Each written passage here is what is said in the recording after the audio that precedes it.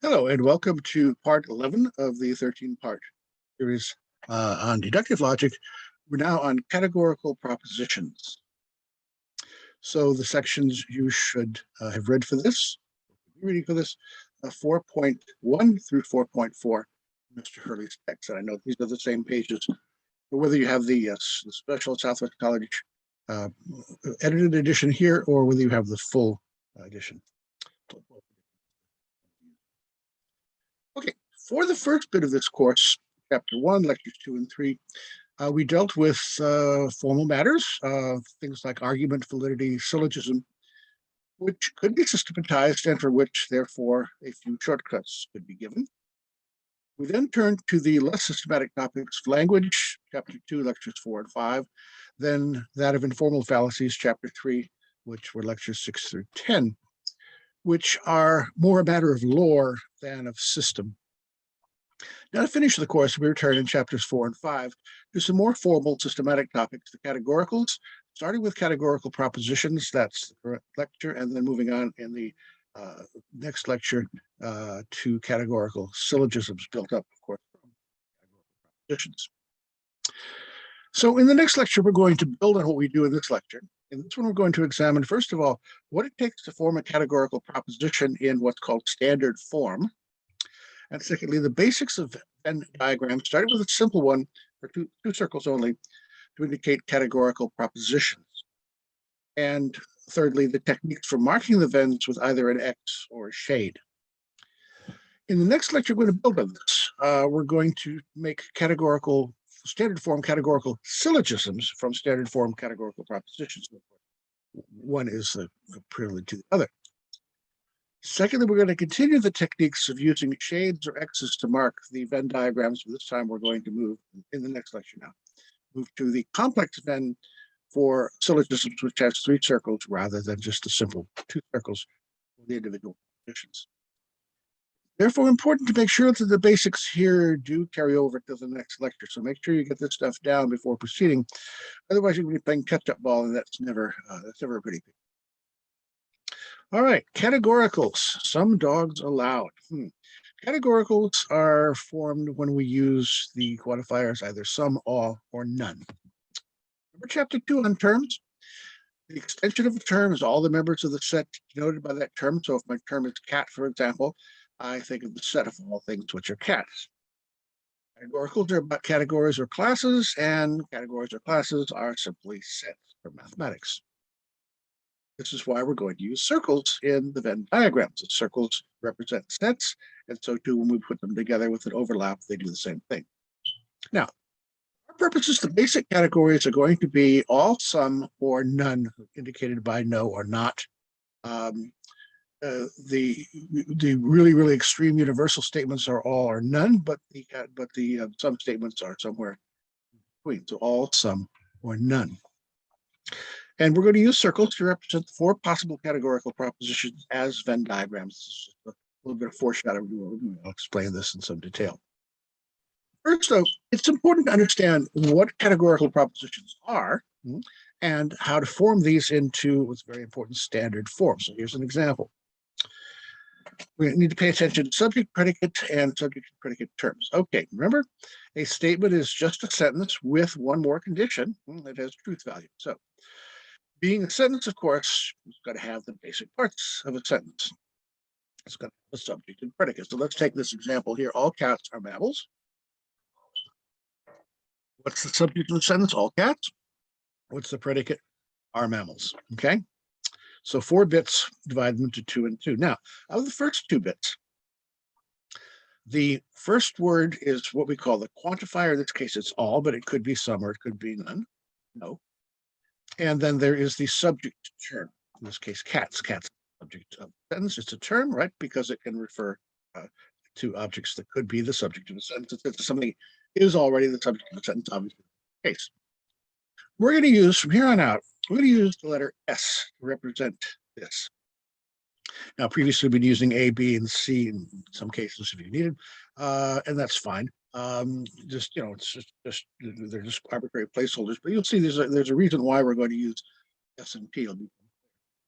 Okay, so that's the subject. It's just the quantifier plus the subject term. predicate bit, 2 bits. There is the copula, which is always are, always third person plural. And again, that's not grammatical, but there's a logical reason for that. I've mentioned it before. I'll come back to it presently. And then last, there is the predicate term. Again, what's a term? Something that could be the subject of a sentence, subject of a statement. Mammals. Could you put mammals as the subject? Sure, you could. It's just not in this particular sentence, but it could be. So yes, it too is a term. But it's in the predicate, not the subject. So we're going to call this one, guess what? The predicate term. Okay. And we're going to use the letter P to denote that. There it is. It's simple. But we want to make sure that our categorical propositions are in standard form. This is standardization, the usual reason for that, so that you can see relationships, and it makes things a bit simpler for initially learning. Okay. All cats are mammals. There's a good example of a categorical proposition and one that is in standard form. It has the subject, the predicate. The subject consists of the quantifier, the subject term, the predicate, the copula, and the predicate term. Okay, now, call all a quantifier. How is the word all a quantity? Again, remember the fallacy of misplaced precision from the last lecture? Quantities don't always have to be precise, nor for that matter do quantities have to be large.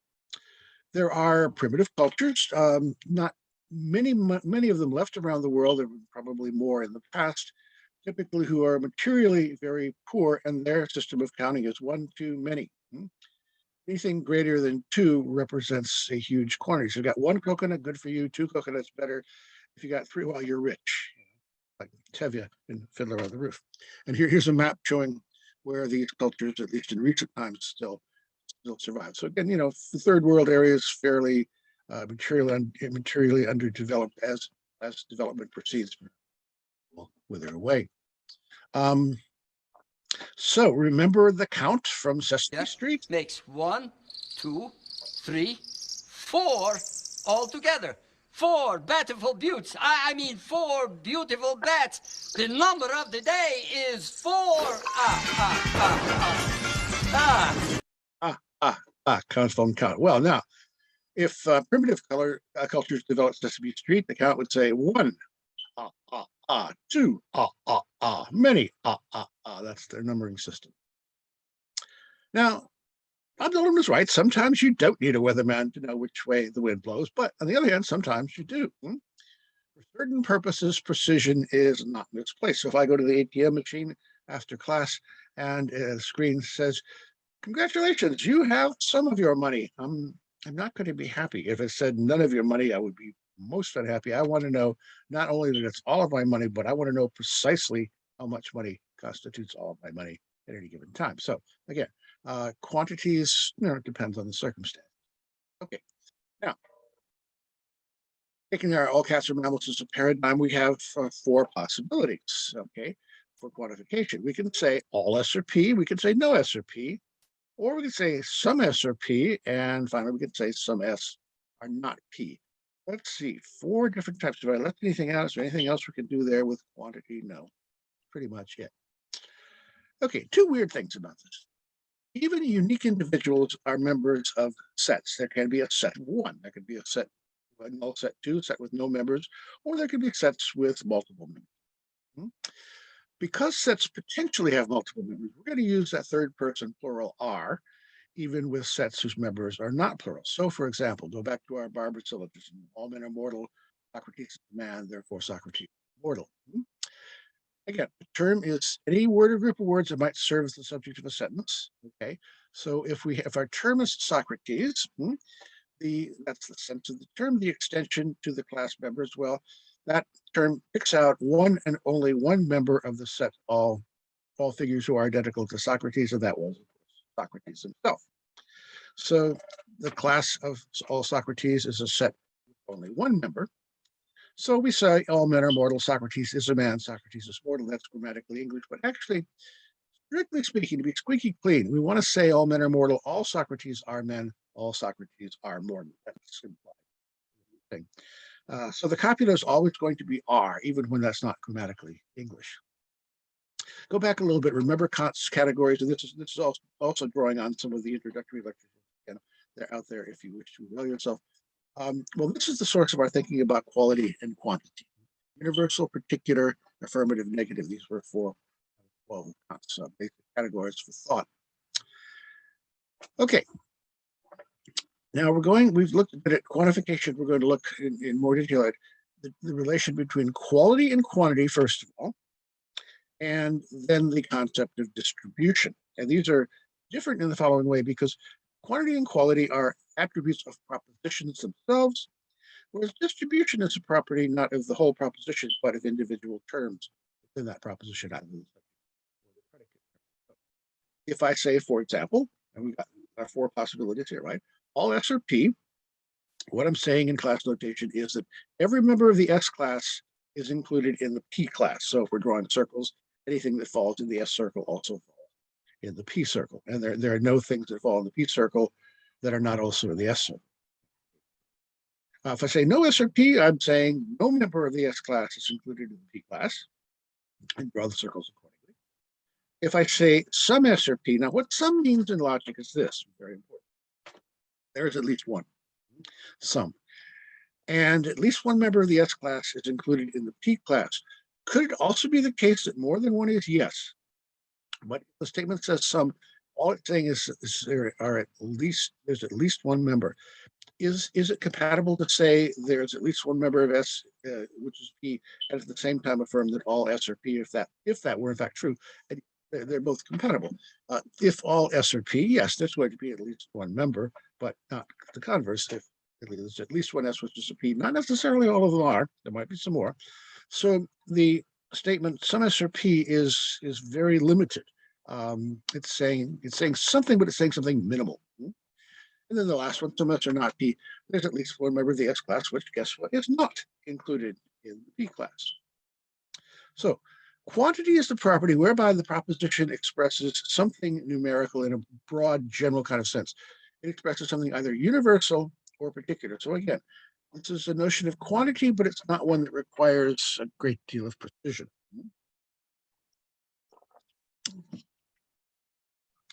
Okay. The quantities are either universal or particular.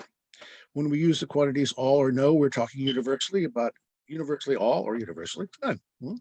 But when we're talking about some, and remember, some means at least one, we are making a particular statement, which is a more circumscribed.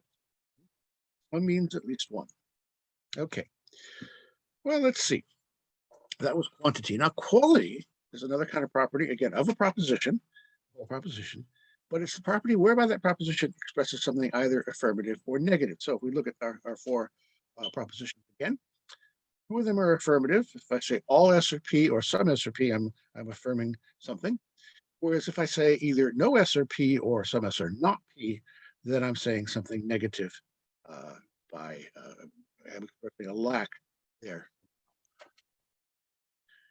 Now, if we put these two variables together, quantity and quality, each of them has two values. Guess what? Variant bivalent table, our Punnett square once again.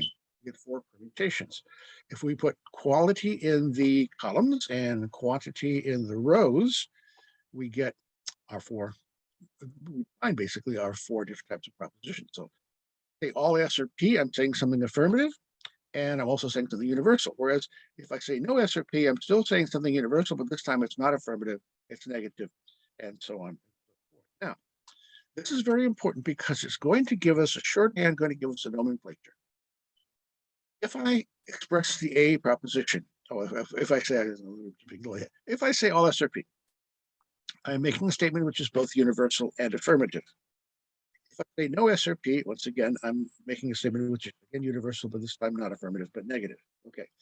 So therefore, we can give each of these four propositions a discrete name in terms of the combination of quantity and quality. So we could say all S or P is the universal affirmative, whereas it jumped down to the bottom of the table. We can say some S are not P, that is the particular negative.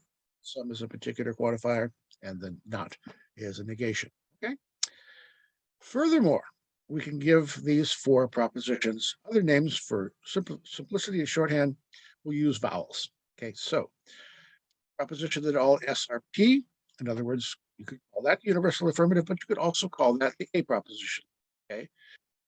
and no S or P is E, and so on and so forth. Now, it is important to memorize this stuff. A lot of stuff you don't have to memorize, you can look it up, but this stuff you're going to need to draw on from memory, because you'll see when we come to do the Venn diagrams and we come to do something called figure and mood, we'll do that in chapter 5.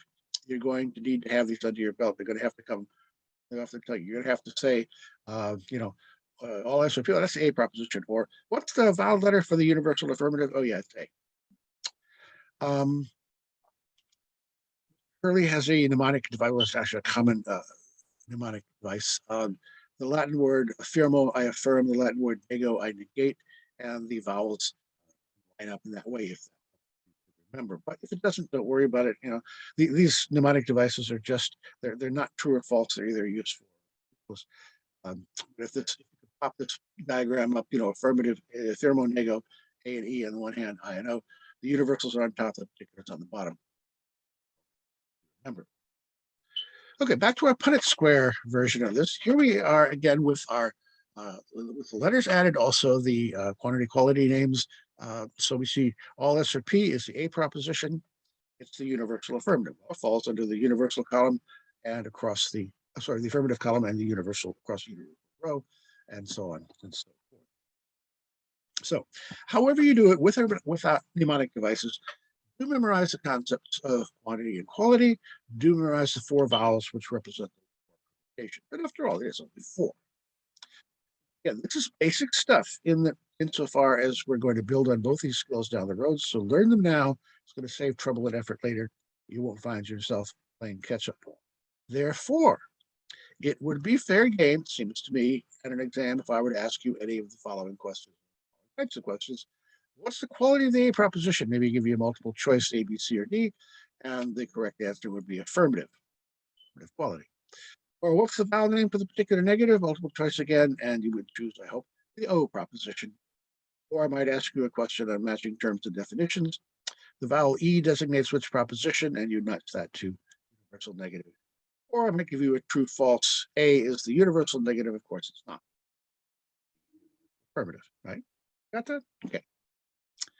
So, study tip, quiz yourself, become the teacher. Ooh, it's in. Each of the questions on the previous slide, there it is again, just for reference, are ones you could have constructed for yourself. And indeed, in the process of studying, you're going to know if you know these definitions, if you could answer that kind of question. So the questions the instructor might ask you on the exam, at least this instructor, are just that straightforward, but be ready for straightforward questions. Do that, it helps to make them. Ask yourself this: if I were going to write an exam testing my classmates on the basics of this class so far, what kind of questions would I ask them? Chances are very good that those questions would overlap considerably with the questions the instructors, in fact, cute. Now, I can't rule out the possibility of sadistic professors 100%. And I said the tests will look just like we've covered in the lecture, right? Okay, I can't swear that there aren't such professors, but I'm not one of them. Good advice for my class. I believe in straightforward questions rather than questions from left field. When I write an exam question, I want to see what you know, not what you don't know. Now, maybe not all instructors do it this way, even so. It's probably still good general advice to make yourself the instructor, become the teacher. Think about the kinds of questions you would ask if you were teaching this course. And again, hope for the best. it may be for the best. Okay, now, that was quantity and quality. What's our third remaining term? It's distribution. And this one is one of those terms of art. Remember, I talked about this in terms of validity way early in chapter 1. Term of art is a word which has one use in ordinary speech, but a very different use meaning in technical speech. This is actually a lawyer's term, but it applies.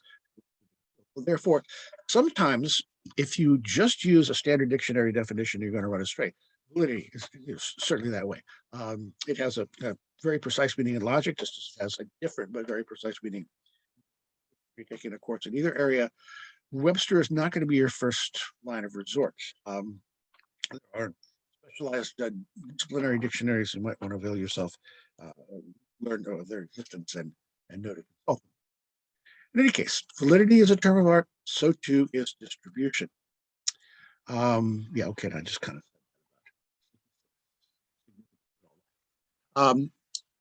distribution is the property of a term. Remember, quantity and quality properties of the whole proposition, but this of the individual term, subject term or predicate term within a proposition. And here's the definition. Definitely want this in your notes. This is right out of Hurley. A term is distributed if the statement in question makes a claim about each and every member of the set denoted by that term. Set theory terms, chapters. Okay, so standard form categorical proposition has two terms, subject term and the predicate term. We know this already. For each of the four permutations, A, E, I, and O, one, both, or neither of these terms might be distributed. So it varies. Let's look at these in order. And here we're not going to use Venn diagrams just yet, because that takes a little learning. We're going to use Euler diagrams, which are from another mathematician by the name of Euler. Venn is John Venn. Just history. But the Euler diagrams are pretty intuitive. You don't need to work out any special techniques. So suppose I say all A are, sorry, A proposition, all S are P. Okay, how would I draw an Euler diagram, a set diagram like that to show this? Well, okay, I would have two circles. I would have the circle representing the set S, and all the members of S are inside that circle. And then I would nest that circle inside the larger circle P. So that shows us that all the things that fit into the S circle, do they also fit in the P circle? Yes, they do. But what about all the things in the P circle? Do they necessarily all fit in the S circle? Not necessarily. Some may not. That's what this Euler diagram shows. That all S are P. Anything in the S circle is also going to be in the P circle. All right, suppose I say no S or P. That is, of course, as we know, E proposition, right? Okay. Universal negative. This Euler diagram, now there are two circles, but these two circles are completely separate from each other. So the things in the S circle are within that, the set of S in the S circle. Things in the set of P are in the P circle. Do they overlap? No. Do they even touch? No. That's the way to draw the Euler diagram for this. So what this shows is if anything is an S, is it also a P? No, it's not. And by the way, it also shows if anything is a P, it's an S. Hold that thought on the road. Okay, the I proposition, some S or P. Again, this time, when we say some, we say at least one. So we're going to use an asterisk here. We're going to use an X later. Use an asterisk now.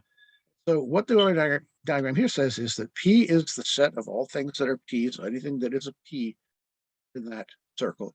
And in addition, we know that there's at least one thing which is an S, and that thing which is an S, that one thing is also within the P circle. Now, does that mean all S's are in the P circle? Not necessarily.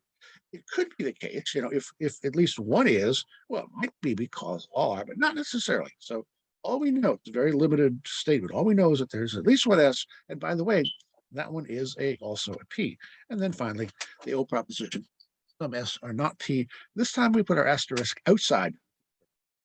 What this says is anything that's a P is inside the boundaries of the P circle, but there is a thing which is an S, and there's at least one of these things which is not in the P circle. At least one S is not a P, some S are not.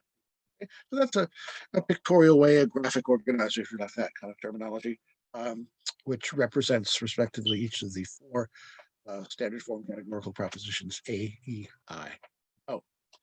So here's a table. Gives us the distribution. Oh, by the way, let me see. I want to just okay. A minute here. Okay. Let's see. Sorry. Okay. Are these terms distributed? Okay. Well, for the A proposition, only the term S is distributed. Why? What's distribution? It is the property that occurs when a claim is made about each and every member of the set in question. Okay.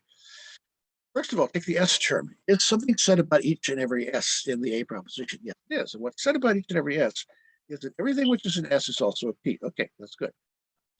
Is a similar statement being made about the P term? No, for the A proposition, it's not. We don't know something about each and every P. Each and every P is not necessarily an S. Some of them may be. So that's why, just to go ahead here, we say the S term is distributed for the A proposition. Now, How about the E proposition? Well, this one distributes both S and P. Let's look at that. Okay, does the E diagram say something about each and every S? Yes, it does, because each and every S is not a P. And likewise, conversely, does it say something about each and every P? It does. Each and every P is not an S. So that's why we say both the S and P terms are distributed within the E proposition. Okay, let's go back to some S are P. Does the picture show that the statement says something about each and every member of P? No. And does it say something about each and every member of S? Explicitly, no. It only says something about one S, but it doesn't say something about everyone. So therefore, that's why we say neither the S or P terms are distributed for the I proposition. Here's the only tricky bit, okay? Does the O proposition distribute either the S or P terms? Well, it doesn't distribute the S term because it just makes a particular statement about one term. But it does, in fact, distribute the P term because each and every P is not that one particular S. We know that. That is technically a statement about each and every member of the set of P, which again is why we say that P is distributed for the O proposition. Look at the distribution. First of all, this summarizes the vowels and the quantity quality combination. So we see that there's a different relation of distribution for each of the four terms. A proposition distributes only S, the O proposition distributes only P, the E distributes both, and the I proposition distributes neither, which leads to a couple of mnemonic devices. And either of these will work if they work. Again, mnemonic devices are neither true or false, or either useful or useless. Any student earning B's is not on probation. I'm not sure we have probation anymore. If you just use the first initial of each of those words, A distributes the S, E distributes both, I distributes neither, and O distributes P. Or unprepared students never pass. Well, that may be true or not, I don't know. But what that says is that universals distribute the subject term and negatives distribute the predicate term. So guess what? If you have a universal negative, it's going to distribute both. Well, let's see. What's the universal negative? It's the E proposition. There's a red box over there on the left-hand side. Hey, it does distribute both, okay? And if you have a particular affirmative, well, that's going to distribute neither S nor P. Let's see. What's the particular affirmative? That's the I proposition, right? Guess what? It distributes neither. Okay, the A distributes the S universal, but being affirmative, not negative, doesn't distribute the P, and the O distributes the P. Being negative, it distributes P, but not being universal, it does not distribute the S. Okay, so if either or both of these help you, but you're going to need this because at the very, very, very end of chapter 5, we're going to talk about the property of the undistributed middle. In order to grasp that, you're going to have to remember what distribution means, so you know if something is undistributed. Okay. All right. Now we come to a very, very important topic, and one of the two technical features of this course. Logic is the most technical course in all of philosophy. You won't find yourself doing this kind of thing in, let's say, introductory philosophy or ethics or whatever, but in logic, definitely. The first technique we've already learned, that is how to use syllogisms. And the second very important set we're going to be working on now in chapters 4 and 5, Venn diagrams. And here is the elaborate Venn diagram with 3 circles, a couple. Well, I got some good news for you, and I got some bad news for you. Good news is, bad news is actually, this is the simple Venn diagram for a single categorical proposition, as we'll see. And how many circles does it have? 2, okay? And they overlap, so the circles represent sets. And so this Venn diagram is an attempt to say something about 2 categories and how they're related, to what extent they may or may not. And then this is the complex for an entire categorical syllogism. You see there are 3 circles there. Actually, as we'll see, this is actually 3 groups of 2 circles when you think about it, but it looks like initially like 3 circles as opposed to the 2 circles. We're going to work on the 2 circle one today in this lecture, And then in the next lecture, we're going to graduate to the three. Okay, that's the bad news. You're going to have to deal with circles and their relationships and their techniques and rules and all that kind of stuff. Here's the good news. There are no more than three. So, for example, you will never see anything like that. What is that? The four circles overlapping. Anybody ever seen that on the front of an Audi? Perhaps it is the symbol for the Audi motor car. I had the misfortune to own one once. In fact, I had the misfortune to own a a 5000, which was actually 1984 5000, which was the first year they were made. It was a 5-cylinder car. Okay, the only car, to my knowledge, that has 5 cylinders.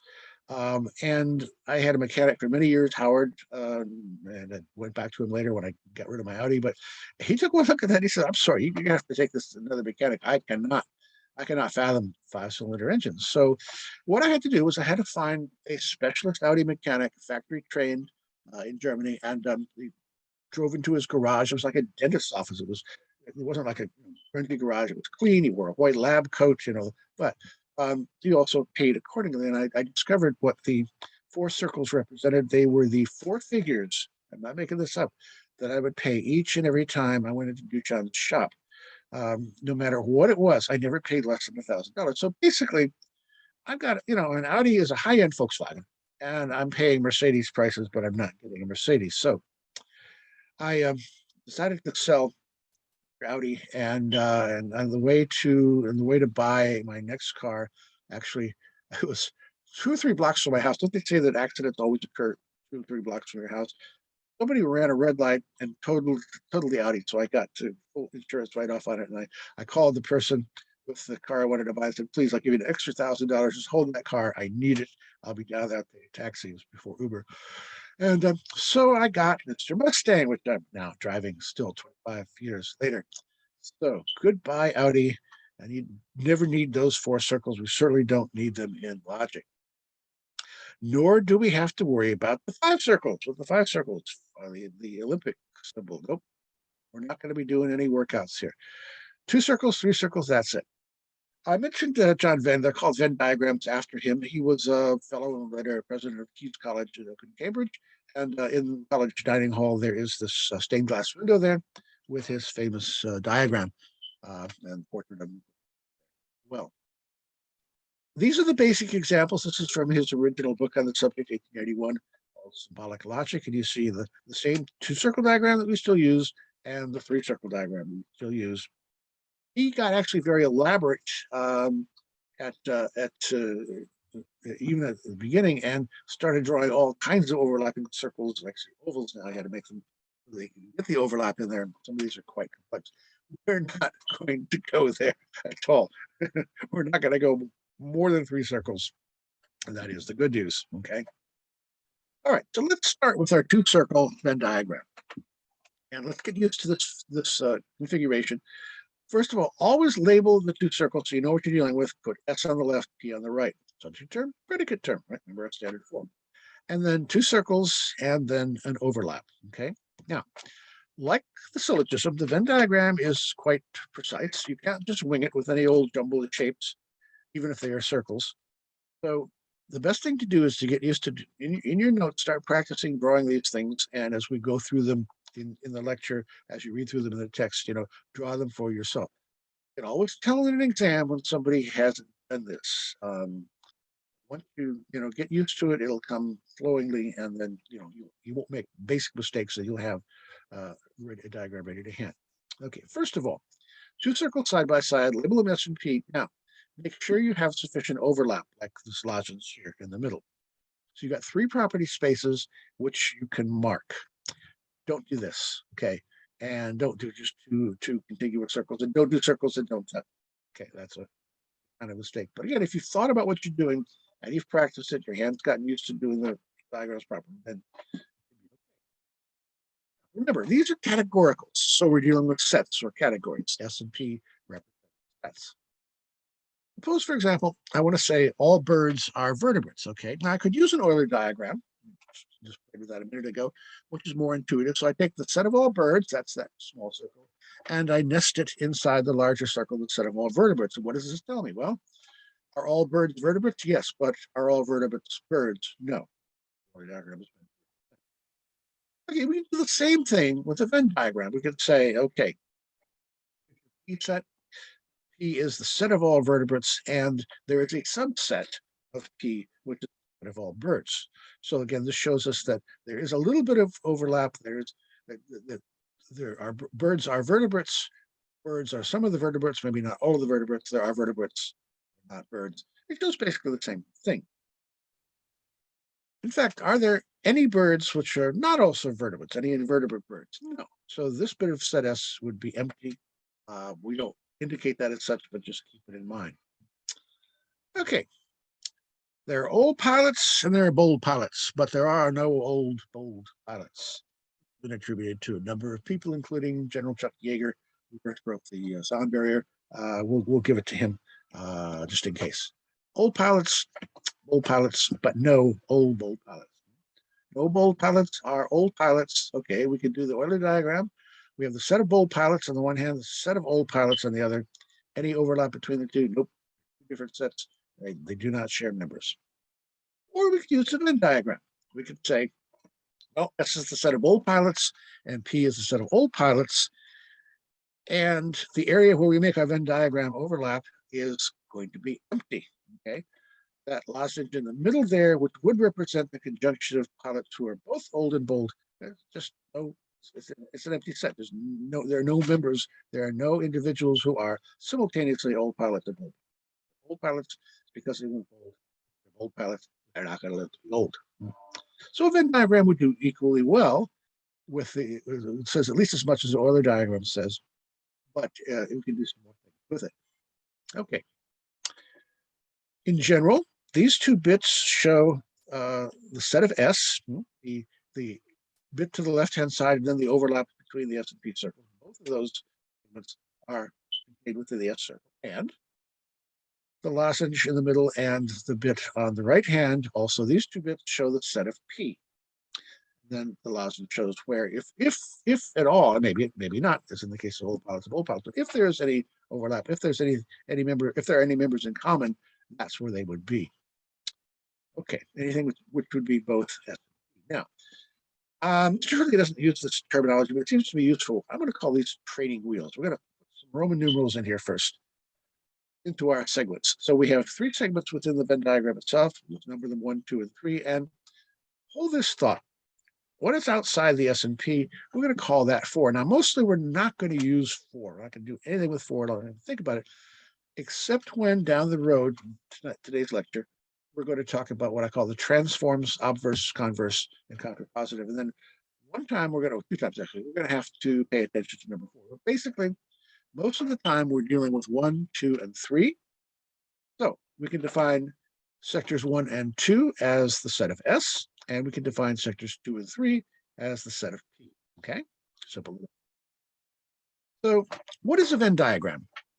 Well, the one we're dealing with now, the kind with the 2 circles, it's just a way of making a categorical proposition. Say in words, say in pictures, what it also says in words. It wants to capture the meaning and say exactly what the other one, the verbal one, says, no more no less.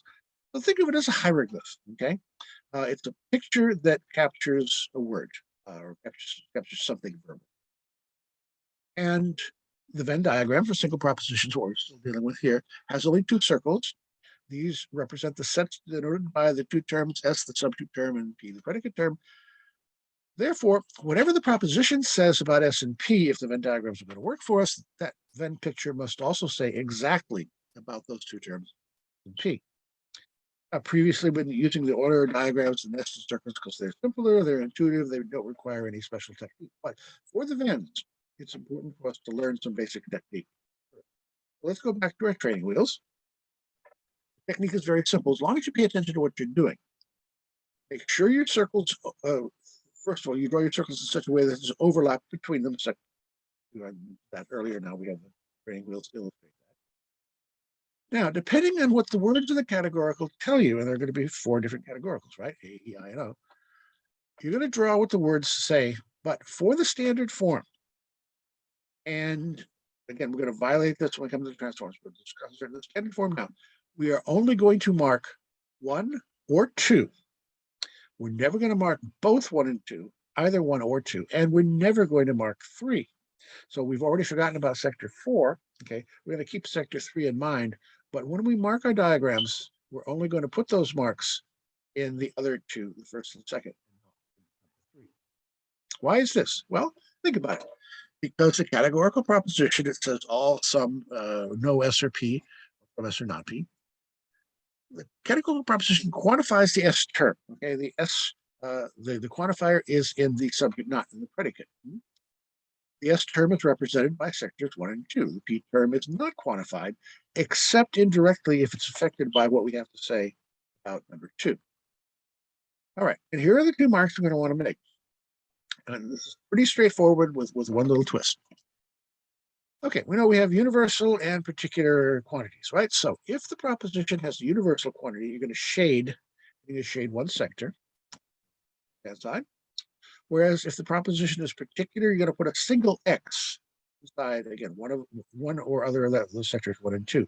You know, just a little while ago with the Eulers, I used an asterisk. Well, that's the same thing we're doing here. And X has what? Remember, the particular propositions are quantified by some or some not. Well, the negative. So basically what the X says is there's at least one of these things, okay, at least one S in this case, and here's where it is. That was just pretty straightforward. You shade for universals, you X for particulars, okay, no problem. The tricky bit is this. When you shade a sector, what you are saying is that sector is empty. That's kind of counterintuitive because if you put a mark in there, you want to think, okay, there's a mark in there, there's something in there. No, no, no, no. What the mark in there says is there's not something in there, there's actually nothing in there. Okay. And just learn that rule. It's, you know, like learning, well, so trying to remember whether noun is masculine or feminine, French, whatever. You know, just get it down and it'll flow. So learn to overcome the intuition that just because there's a mark there, there's something there. No, when there's a mark there, it means there's, on the contrary, there's nothing there. Why the X again, the particular quantifier means there's at least one. So when I say some S or P, I'm saying there's at least one S, and that S is also a P. So that's how I would do this here, by the way, just to foreshadow a little bit. I have my 2 circles of the Venn diagram labeled S and P, always label them. And I put the X where in sector number 2, because I want to say what? There is at least one thing which is an S. Okay, it's going to be in the S set, either 1 or 2, but also that S is also a P. So therefore it can't be in the 1, has to be in the 2. That's where I mark my X. And that diagram shows there's at least one S and it is a P. All right, so let's go through systematically in order of our propositions A, E, I, and O. Think about the A proposition. Okay, what does it say? All S are P. You guys should know that. Right? Okay, what do? Shade or X? Well, it's universal, so you shade. Shades for universal. And what it says is if anything is an S, if anything fits into the S set, which is sector 1 and 2, it's also a P. Therefore, there's nothing in sector 1, okay, because anything which is an S but not a P is going to be in sector 1, but we're saying there's at least all S stuff. So therefore, we're going to shade sector 1 to show the sector 1 is empty. That is, the bit of the set of S, which would be outside the set of P, has no members at all. And anything which is in the set of S has to be in sector 2, which, by the way, is a part of S, which is also a set of P. P, in other words. All right. How about the E proposition? No S are P. Okay. Well, it too is universal, so we're going to shade, but it's a difference. This time we shade sector 2. Why? Once again, if anything is an S, it's got to be either 1 or 2, but nothing which is an S is a P. Therefore, anything which would be both an S and a P, sector 2, does not exist. There are no members of the set S which are also in set P, no S or P. So therefore, we're going to shade sector 2 to show that. Okay? So compare the 2 diagrams, both shaded but shaded differently. The first one has sector 1 shaded, showing that there's nothing which is an S, which is not also a P. In other words, all things which are S's are P's. And the second one showing that sector 2 is shaded, meaning there's nothing in there, meaning anything which would be both an S and a P not exist. So anything which is an S has to be something which is not a P. In other words, no S or P. This is pretty intuitive. Okay, now we'll go to the particulars. The I proposition, some S or P, there's at least one thing which is an S, and it's also a P. Now, if there's at least one thing which is an S, it could potentially go in sector 1 or sector 2, but the proposition says, incidentally, that thing not only exists, there's not only is there one S, but that S is also a P, then it has to go in 2, right? The thing which is an S and which is a P can only be in that area that overlaps. That can be. And guess what? Finally, what are we going to do with the O proposition? Also going to use an X, but this time it's in a different property space. Okay, this time we're saying there's at least one thing which is an S, so it's in the S set, vector 1 or 2. But since it's not a P, well, it can't go in 2, right? It has to go in 1. Okay. There's a little symmetry and a little asymmetry there, between 4 different diagrams that we use. And see, these are hieroglyphs, right? These tell us if you look at any of these 4 diagrams, once you get the Venns, straight, you're able to read that off. You look at the first one and it's got the shade in sector 1. And okay, we're saying that sector 1 is empty, so there's nothing which is S, which is not a P. All S are P. Just summarizes again the same sort of thing. Now, notice, by the way, as I mentioned before, see any marks in sector 3? No, nothing in sector 3. We never mark sector 3 directly. When we move this along in the next chapter, when we're doing the 3 circles, sometimes sector 3 is incidentally going to get marked, not directly, not as something we do. It's going to happen as a side consequence, as a collateral damage, if you wish, of doing what we do with the other 2 propositions. Okay, that's getting a little far. Now, there are a couple of further techniques which explore what can and cannot be said about any categorical proposition. First of these is called the square of opposition. And the second is what I call the transforms, that is in contrast to the standard form. And these are called obversion, conversion, and contraposition. We'll take these in order in some detail momentarily. But first, a strictly unnecessary historical footnote. Mr.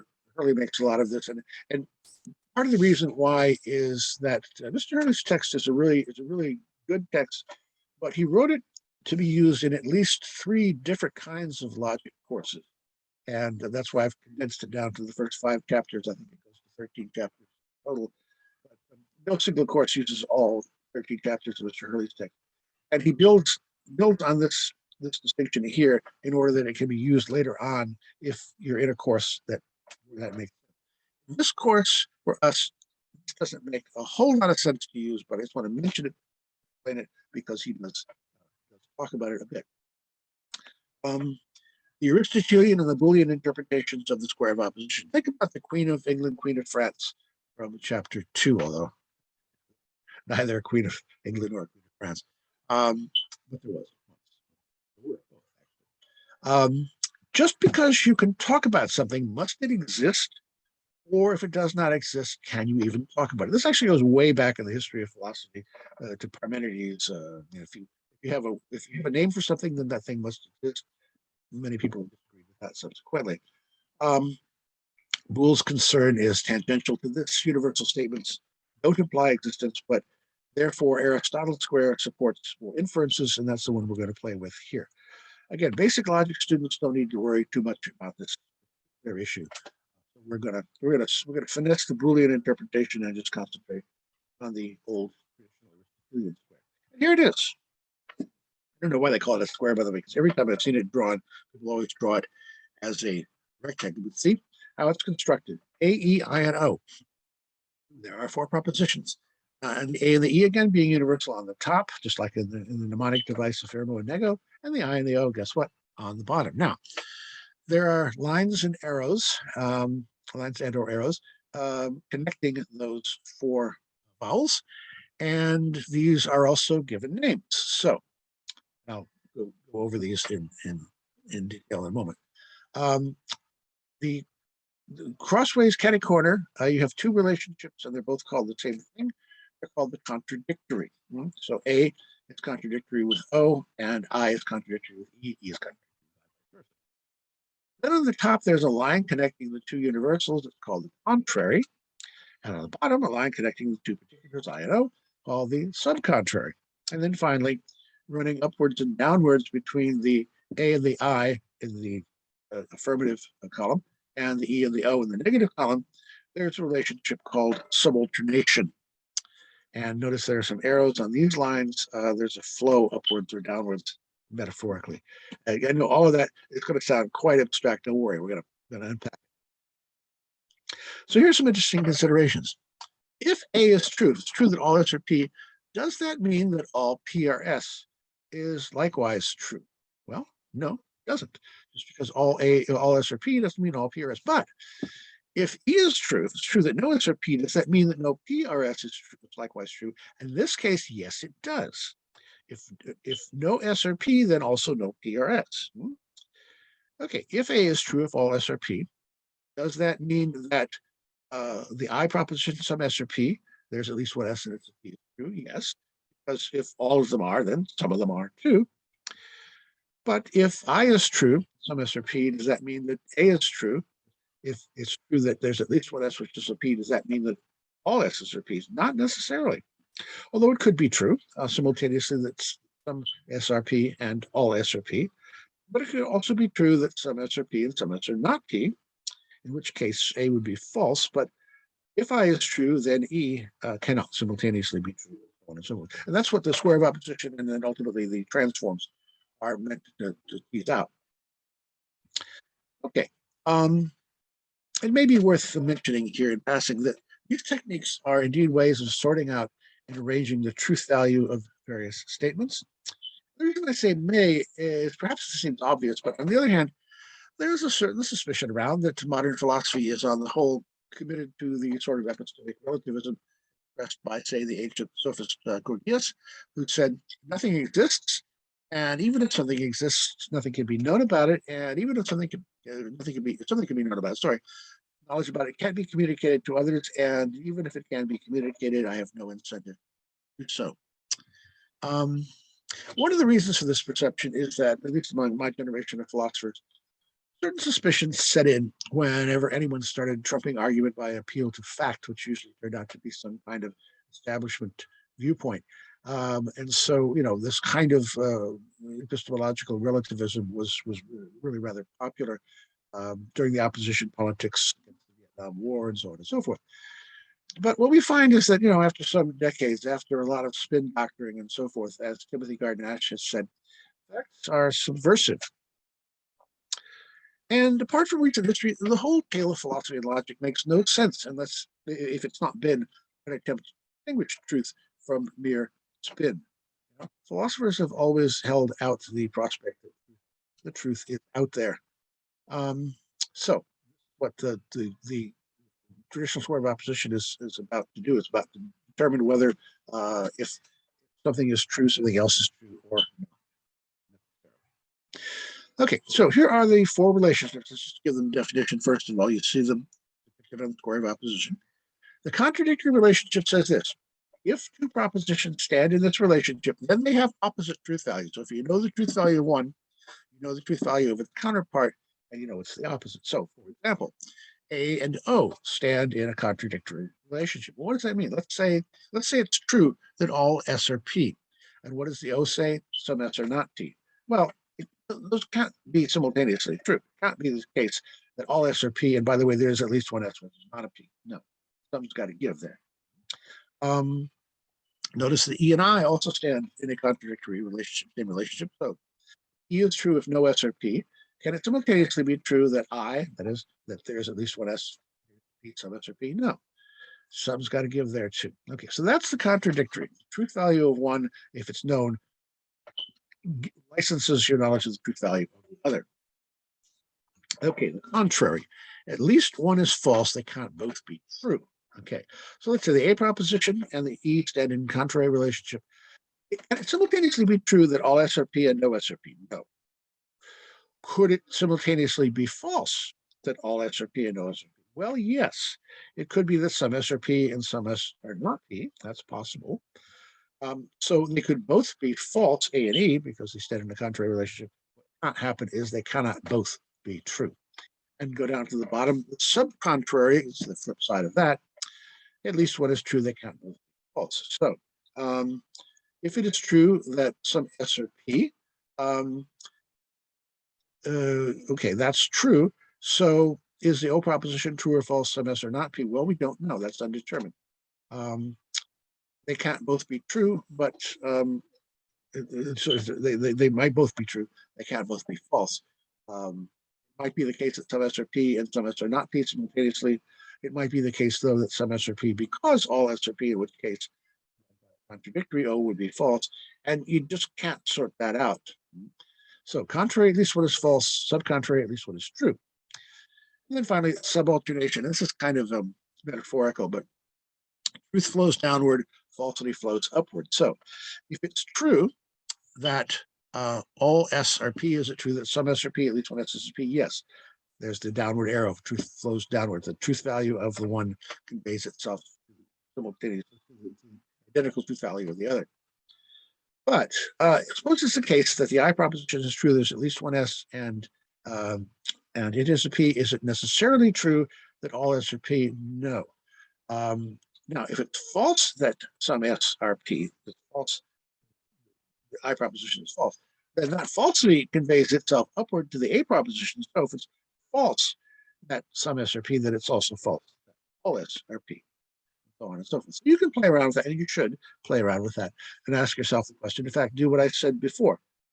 Anticipate exam questions.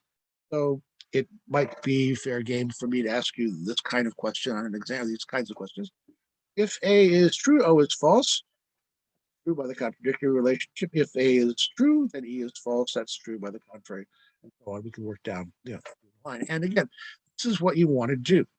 You're going to know this table inside out if you can answer questions you pose to yourself, just along these lines, or start with that list and then add your own. Indeterminacy. Think back to that relationship between validity and soundness. Remember, table 1.1, that most important table in the entire expensive text. Okay. Of our 8 permutations here, 7 can be given examples, and 1 can never be given an example. Of the 7, only one of them is sound. The other 6 are going to be unsound. Soundness occurs when we couple valid form with true premises. That's what occurs, of course, in the first row, first column. You have a valid form coupled with true premises, and then you know you have a conclusion. Okay. If an argument is sound, its conclusion must be true in a determinate way. But if an argument fails to be sound, and of course the 6 different ways in which you can do that, actually 7 we're looking at examples, whether by failing at validity or failing at truth or failing at both, does that mean that its conclusion is determinately false? Okay, if it's sound, the conclusion must be determinately true. If it's unsound, is the conclusion determinately false? The answer to that is no. The truth value of the conclusion is indeterminate. It might well be true, but it might be false. You can have false conclusions from valid arguments. You can have true conclusions from invalid arguments. You can have true conclusions from false premises. That's the problem with an unsound argument. It doesn't even guarantee us falsity. It guarantees us nothing at all. There's your indeterminacy. So we've seen that issue, earlier. This is back to chapter 1, really, really early in the course, if you recall. Here too, in the square of opposition, some relations are determinate. In other words, if A is true, then E is false. But some are just indeterminate. If A is false, then E might be true, but it might be false. We don't know. So therefore, knowing the truth value of any given proposition, it may be possible to know the truth value of any other. Sometimes it is, but it may not. Sometimes it's not. And the truth value may remain indeterminate. So here is a table summarizing, what you can get. Sometimes you know that the other propositions are false. Sometimes you know they're true. As often as not, 1/3 of the time. Here's a curious fact. I alluded to this a little earlier. The A and the E proposition, there's an asymmetry here. Just because all S or P is true, does that mean that all P or S is true? And the answer is no. But curiously, just because no S or P is true, does that mean that no P or S is true? Yes, that's why the asymmetry then between the A and the E propositions. And how can you tell if a standard form categorical proposition happens to be true, whether or not the variations on it may be true or false. And so this is the second category. The transforms, as I call them, it's not a standard term, but it's just we're dealing with standard forms that seem to be transforms, which is a good contrast. And these three kinds are called conversion, obversion, and contraposition. We will take them up in order. The transforms called the converse, obverse, and contrapositive show us the same point. Knowing the truth value of a single standard form proposition, we may not be able to transform the truth, or to determine the truth value of the respective transform. On the other hand, the relation, therefore the relation is determined. And again, this is just kind of intuitive. Merely because all S are P, does that mean all P are S? All cats are mammals, or all mammals are cats. But merely because no S or P is true, does that mean the converse no P or S is also true? Yes. If no cats are reptiles, does that mean that no reptiles are cats? Yes. Go back to our Venn diagrams. Remember, I put the training wheels on 1, 2, and 3, and I said briefly ignore 4. The rule for standard form categoricals is mark sectors 1 and 2 only. It's a good rule as long as we're with standard forms, which is usually what we do. And this is the only time we're not going to do the standard forms. So just for demonstration purposes, right now I'm going to show you some deviant rules, if you will. We're going to push the envelope and explore how the exception confirms the rule. You're going to see marks going into sector 3 and even sector 4, which again, for the transforms is allowable, but not for the standard form, which is not in most cases. What you're going to see. So the three operations, conversion, obversion, and contraposition, apply respectively 3 distinctly related sets of rules to transform the standard form categorical propositions. Once you apply these rules, the resulting transform propositions can generate their own Venn diagrams to represent their content. Remember, a Venn diagram is a hieroglyph. A Venn diagram can represent the contents, the verbal content of a standard form, but it can also represent the verbal content of a transform. And these Venns then in turn can be compared with the Venns generated by the standard form. Why do we want to compare them? Here's why. We want to see if they're identical or if they're not identical. And if they are identical, then we are able to conclude that the two propositions in question, the standard form and the transform, whatever that happens to be, or contrapositive, they'll be what we call logically equivalent. Okay, now this requires some explanation. This is also a term of art. What is logical equivalence? Okay, if the Venns are generated by the transforms are identical with the Venns from the standard forms, then we're going to say the two forms are logically equivalent. So it's a matter of eyeballing. We draw two hieroglyphs, two pictures, and we look at them and say same or different. If one is true, the other is determinately true, but if one is false, the other is determinately false if they have the same. For example, we look at the E proposition and the converse for the E. I haven't explained what this is all about, but just take my word for it. These are the respective diagrams. Are they the same or are they different? They're the same. Therefore, we say the E proposition and its converse are logically equivalent, meaning what? They have the same truth value, meaning if the E proposition is true, then its converse is true. And if the E proposition is false, then its converse is false. There's a real meshing of gears there. However, suppose the Venns are not identical. We draw the two pictures, one for the standard, one for the transform. They're not the same. Well, then we say the relationship is indeterminate. That is, it doesn't give us a truth value. So if we know that one is true, we don't know whether the other one is true or false. Just don't. And if we know the one is false, we don't know whether the other one is true or false.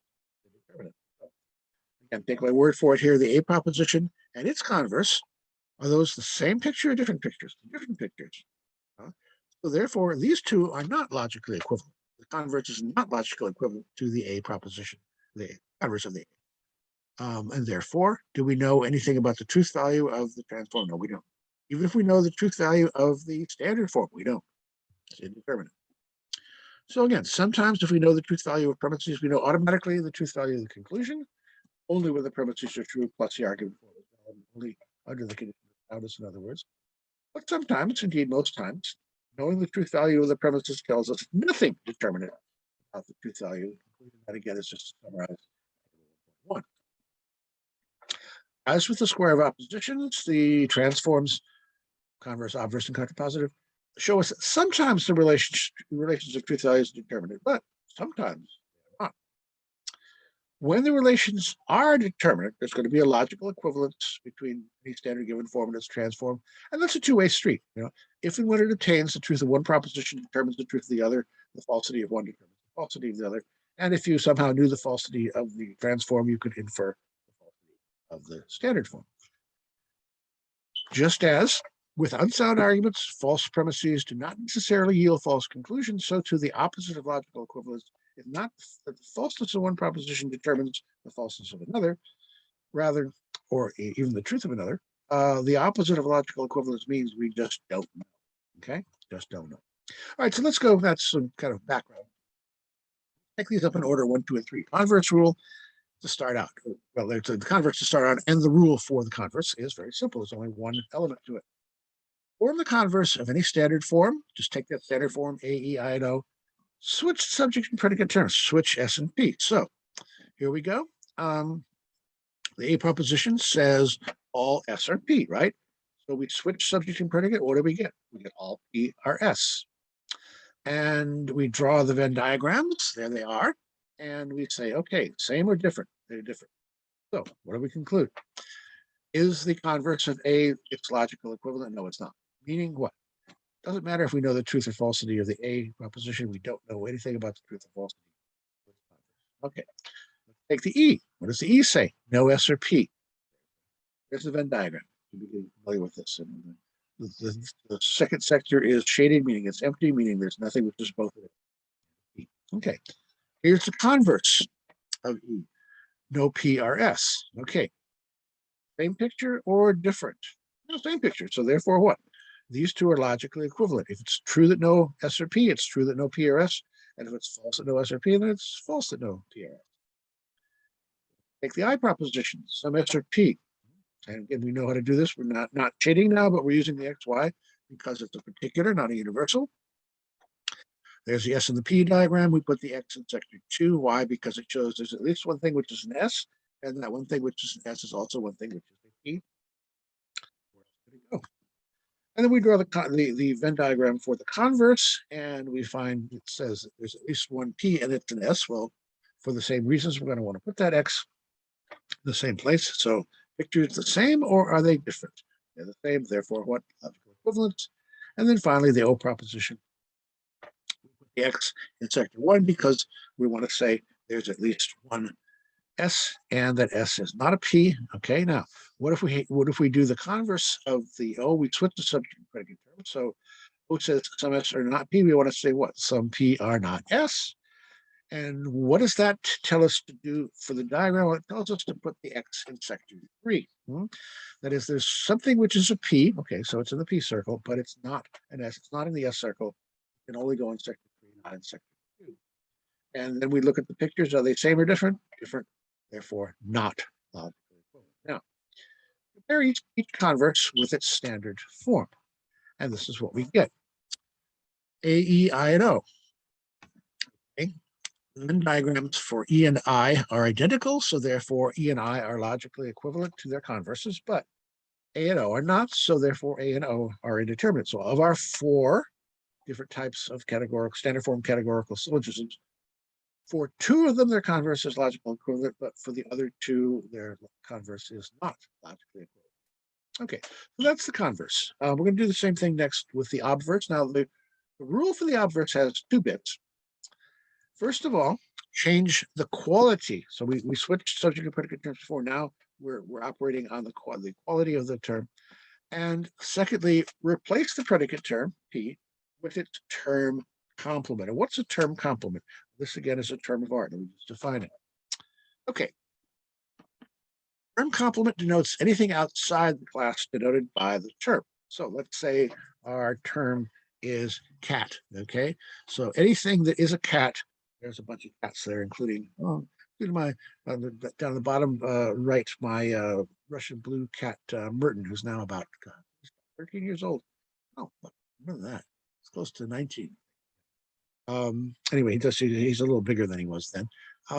But all those things, including a tripod and tripod's brother and Spencer and all the other cats there that I've had, plus all the other cats, and all the cats fit in the category, the set of all. Okay. So what's the term complement? Well, term complement is non-cat. Now, simplest mistake to make here, therefore, to avoid, we think of cats and dogs as opposites. So is dog the term complement of cat? No. Dogs belong to the term complement of cat. Anything which is a dog is not a cat. By the way, the cats and dogs, not necessarily opposites. They tend to have different sorts of behaviors. Why do why do dogs chase cats? Because they can. Because cats run. Why do dogs lick their paw? Yeah. But if a cat didn't behave that way, they wouldn't be chased. I had a cat once who behaved like a dog. She'd go in the backyard and had some big dogs then. And what do dogs do? The first thing they sniff, right? The second thing they do is they go head to head, and they touch noses. And one of the two puts the head down to show deference. The other keeps the head up, dominance. And this cat would just go up to one of the dogs, and sniff, and then put nose to nose, and it's fine. As far as the dogs knew, that was another dog. Just like your dog doesn't know you're a human. Your dog thinks you're the alpha dog in the pack because you keep your head higher and you vocalize. That's fine. So that was all. That was all well and good until someone who didn't have any home training and didn't have a father to put some sense into him, took a BB gun and shot my cat in the eye, put the cat's eye out. And the cat's behavior changed, and it didn't do the same things, and the dogs killed it. The dogs who'd been its friend for, because it wasn't behaving as a dog any longer, because it's a sad story. But, however, it's dogs and cats are not complete opposites. They just have different kinds of behavior. But in any case, away from dogs, if the term is cat, the term complement is non-cat. Are dogs non-cats? Yes, they are. But so are Ford Mustangs, and so are green armchairs, and all other kinds of things. So the simplest way to form the term complement is just to take the term and add the word not or non. The term is cat. The term complement is non-cat. Okay. Back to our adverbs, we'll change the quality and replace the predicate term with this term complement. So the A proposition says what? All S are P. Okay. What's the quality of the A proposition? And again, not the quantity, the quality, it's affirmative, right? So we change the quality and we therefore make it no instead of all. And then instead of P, secondly, we replace P with non-P. Okay, now we draw the appropriate Venn diagrams. Obviously, the A proposition is a standard Venn diagram. If I want to say no S are not P, I want to say anything which is an S is also a P. Well, that's going to go in sector 2, which means that sector 1 is going to be empty, right? Because there's nothing which is an S, but not also a P. Therefore, anything in sector 1 would be an S, which is not a P. Therefore, we want to shade that to show it's empty. And what do we show? Well, are the pictures alike or unlike? They're identical. So, therefore, what's the relation of the A proposition to the obverse of A? It is one of logical equivalence. One is true, the other is true, one's false. Look at the E proposition. And once again, we're going to change our quality, but replace the predicate term with its term complement. If the quality is negative in the E, then we make it affirmative and say all. And instead of P, we say non-P. Okay, so all S are non-P is the obverse. Now, how do we diagram that? Well, let's see. Anything which is an S is also not a P. So therefore, anything which fits in lozenge sector number 2 would have to be something which is both S and P, but since it says that's not the case, all S or non-P gets diagrammed with a shade in sector 2 and the lozenge in the middle. Okay, identical or different? Identical picture, therefore what? Logical equivalence. Let's take the I proposition. From S or P, there's the diagram. Obviously, there's at least one S and it is a P, goes in sector 2. All right, I want to change the quality. So this one says some S are P. We want to say that's a verb. We want to say particular, and then we say some S are not P. We don't want to say P though. Secondly, we want to replace the predicate term with this term complement. So we say non-P instead of P. Sorry. Yeah. Remember the rule about the English language at least, and the logic as well. What happens when you have two negatives? They cancel each other out. So if I say, I have to say, following these rules, some S are not non-P, well, that's the same thing as saying some S are P. And surprise, surprise, surprise, the pictures are identical. You're going to put that X in the second space, in the lozenge in the middle, second sector, because you're saying there's at least one S and it's a P, but it's not a non-P.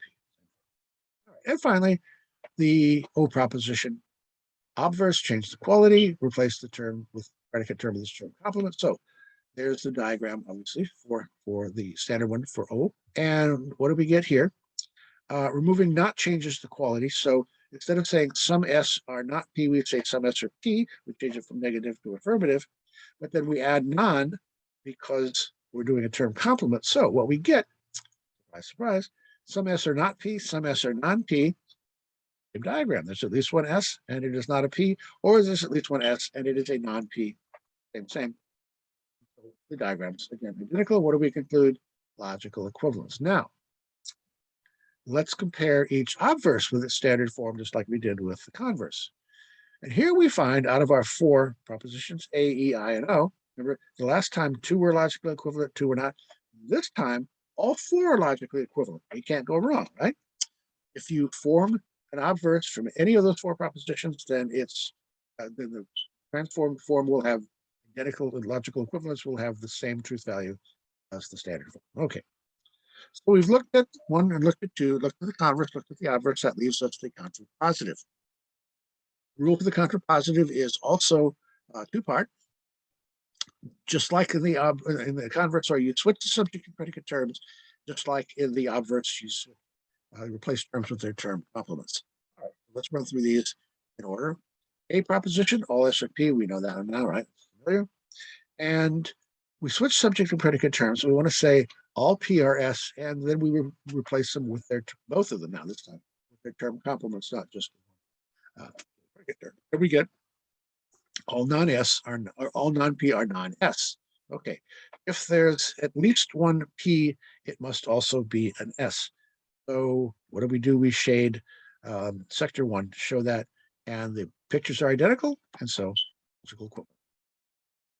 The E proposition. No S or P.